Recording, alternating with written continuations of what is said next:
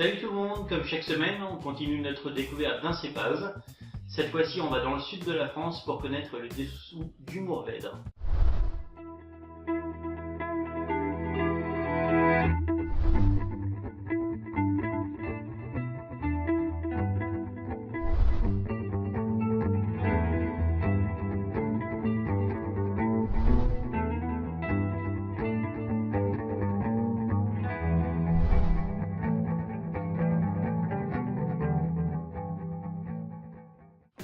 Le Mourvèdre est un cépage rouge d'origine espagnole appelé Monastrell, où il est l'un des cépages les plus courants.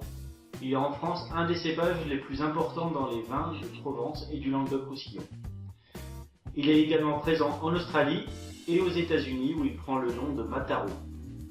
Comme le grenache noir que nous avons déjà vu ensemble il y a quelque temps, le Mourvèdre serait apparu en France au XVIe siècle, ramené par les pèlerins de retour de Saint-Jacques-de-Compostelle. Il produit des vins rouges corsés et profonds.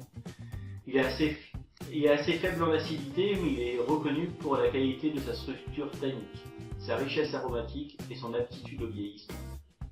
Sa couleur est généralement très sombre, tirant sur le pourpre avec des reflets violacés. En ce qui concerne le nez du Mourvèdre, il est fruité et épicé avec des notes florales. Après oxygénation, on découvre des notes de cassis, de mûre, de laurier et ça respire vraiment la garrigue et encore le poivre. S'il est plus vieux, on trouvera des notes de pruneau, de cuir et de truffe.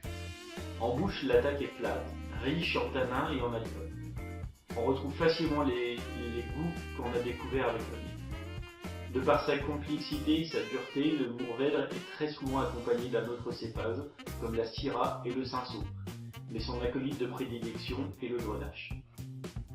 Vous l'avez bien compris, c'est un cépage qu'il faut conserver quelques années avant de le boire. Très souvent mélangé à d'autres cépages, il est difficile de faire un accord mets-vin rien que pour lui. On va donc parler de façon générale lorsqu'il est majoritaire.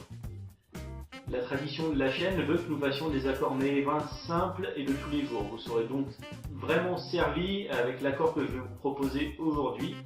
Je vous conseille tout simplement de faire des spaghettis bolognaise ou une moussaka pour l'accompagner. Ça sera vraiment parfait.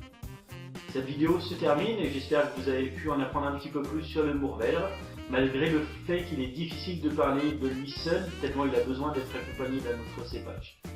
Merci à vous de nous avoir suivis et à très bientôt.